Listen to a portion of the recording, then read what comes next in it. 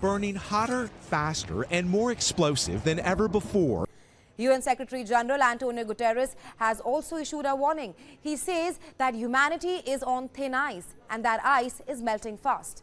A struggle for survival. Climate change is on fast forward. A new UN climate report details humanity's impact on global warming.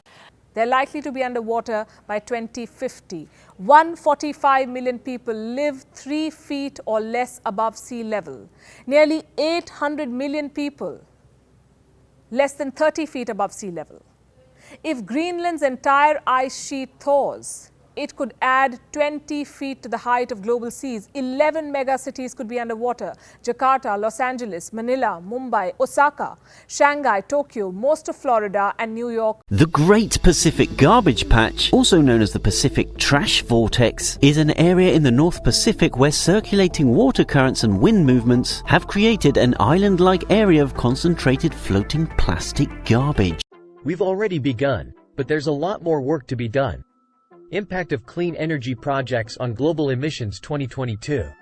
In 2022, carbon emissions increased less than anticipated, according to a recent International Energy Agency (IEA) report, in large part because of numerous new green energy projects that were implemented globally. The IEA estimates that global carbon dioxide emissions rose by less than 1%, or 321 million tons, in 2022 compared to earlier projections. The development of EVs, heat pumps, solar, and wind energy, as well as increased attempts to improve energy efficiency, all contributed to this.